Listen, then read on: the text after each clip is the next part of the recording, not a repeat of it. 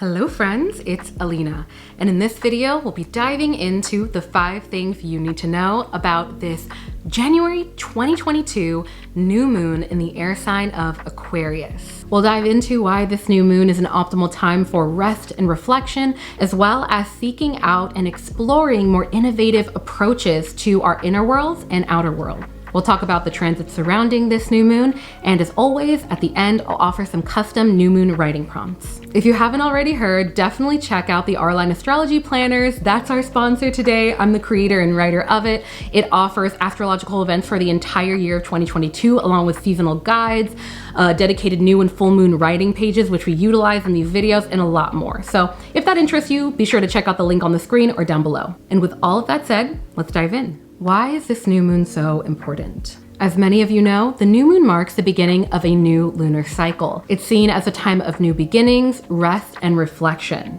And this is one of the reasons why you see many people doing new moon rituals, where they set intentions for the new lunar cycle ahead, week, month, or even year. I've actually made a video of how I do my new moon rituals, and I'll link it in the description box below. Just as we see, or maybe don't see, that the moon is at its lowest energetic point with there being zero light reflected onto it from the sun, so too can this be a reminder for us to take time to rest and reflect. One of the reasons why people do new moon rituals is because just as we see the light building in momentum in the sky up to its peak in the midway point of the lunar cycle, that being the full moon, so too can we see momentum building around the intentions that we've set during this time. I just find it interesting looking at the new moon and the theme surrounding it relative to the seasons here on Earth. As many of you know, everything is synergistic, as above, so below. There are rhythms to everything in life, right? It's so interesting to think about how the winter is seen as the lowest energetic point on Earth relative to it being in the northern hemisphere. And it's from this point that we then can build momentum into the spring where new life is birthed, and then into the summer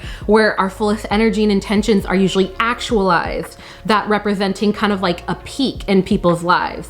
And then shedding of, stagnant energy, things that are not working for us in the fall, just like we see with the leaves, and returning back to winter. I just find that really interesting. If the winter was similar to the new moon, the full moon is similar to summer in that it's the peak before it returns back. Comment if that resonates with any of y'all. I just really find it interesting, all of these patterns that we can see that are oftentimes nature reassuring us that all of us go through phases in our lives, right?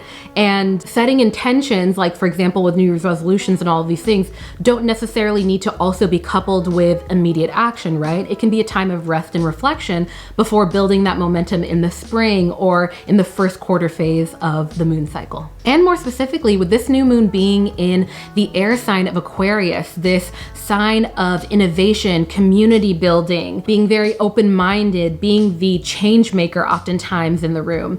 This will be an optimal time for looking and being open to either offering innovative or progressive ideas to better approach any type of challenges, obstacles, especially with this retrograde coming to an end. I think a lot of clarity will be showing up for a lot of us, but also being open to new perspectives in our own lives and the different ways that we approach things.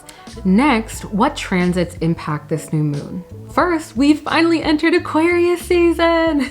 I'm a little biased because one of my best friends is an Aquarius and I absolutely love her. I love her rebellion. I just love her energy in a lot of different ways. But this season in general brings energetic support within the realms of community building, humanitarianism, fostering innovation, rebellion, detachment, and reform. This season can be an optimal time for thinking outside of the box when it comes to different challenges, leaning into your unique gifts that you can bring to the table, and exploring how you can help to foster and support the collective communities around you. And all of these things really lend themselves to this new moon being a time of inner reflection, exploration, and intention setting. By the way, my cat's behind me. Also, I think they're doing construction outside, so sorry if there's any extra noise.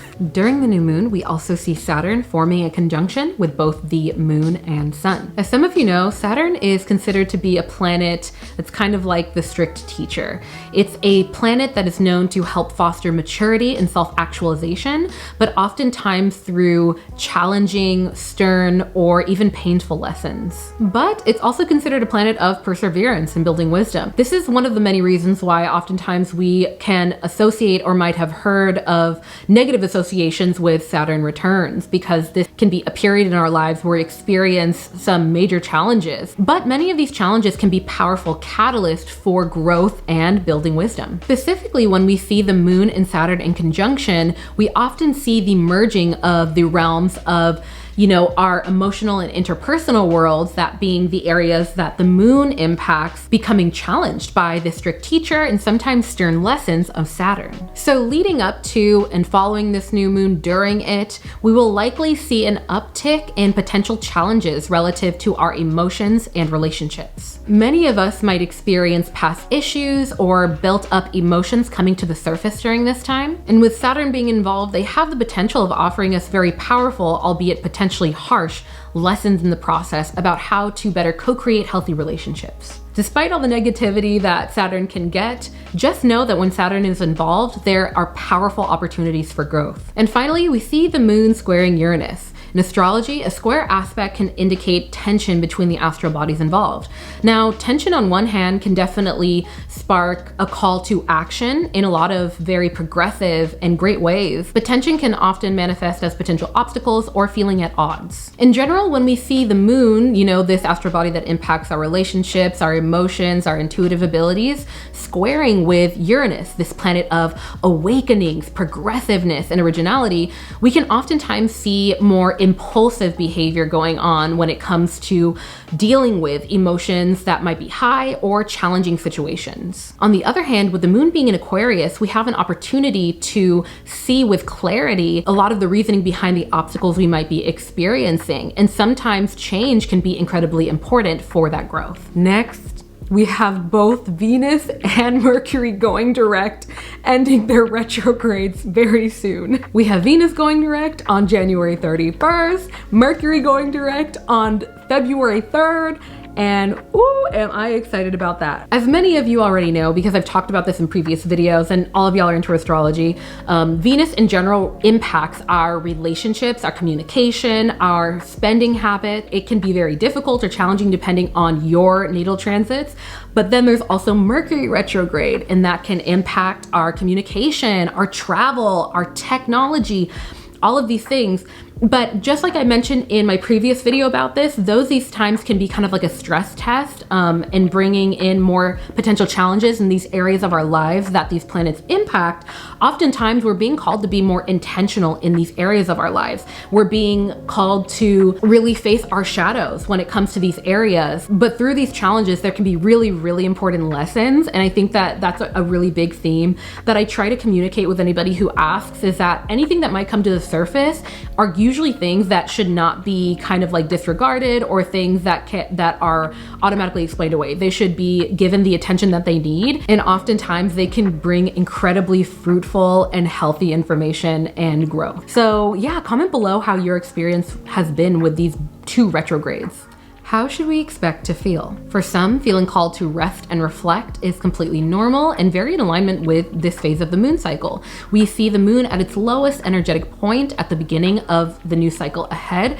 And so if you call to be more focused on your self-care, more focused on planning things rather than actualizing, that's perfectly okay. For some, we might notice emotions coming to the surface with our family or loved ones. This can look like new information coming to the surface or being faced with things that we might have been avoiding because it was outside of our comfort zones. Ways to align with this energy. Like mentioned before, I think it can be very potent and powerful to lean into creative thinking and creative activities to help spark the mind to look at different aspects of our lives in more fluid ways. Now, it can be a really powerful time to reach out to different groups and see if you can become a part of them. Being a part of and fostering the collective can be incredibly powerful during this time and can offer very deep and insightful insights for our own lives. It will likely feel a little bit easier to find and create new solutions for older problems, and holding space for brainstorming new ideas when it comes to fostering healthy relationships, our home life, our work life, and so on. And finally, let's get into these new moon writing prompts. If you have your 2022 Auralign Astrology Planner, you can go ahead and flip over to the dedicated new moon ritual page or the writing lined area. But if you don't have one, you don't need it. all you'll need will be a pen and paper. As always, what I'll do is I will put the questions up on the screen. When you see them, I invite you to pause the video, write them out, and when you're done, we'll come back. Moving into this new lunar cycle, do you have any new intentions or goals? With both Venus and Mercury retrograde coming to a close, were there any lessons or challenges from these cycles that stood out? What is a past relationship, obstacle, or challenge that you were able to work through and grow from together? All right, I hope you like those writing prompts. If any of them sparked any ideas that you feel called to share, be sure to comment them down below so we can spark some conversation. All right, y'all, I'm gonna go ahead and end this video here, but if you made it to the end of this video, let me know by commenting 3 Saturn emojis. And as many of you know, your engagement really does help small but growing creators like myself continue to grow. It tells the algorithm, the powers that be, that you enjoy stuff like this, and it's really appreciated. The screen or in the description box below. And with all of that said, I'll leave you with my favorite quote, and that is, be gentle with yourself, because life is about the journey, not the destination.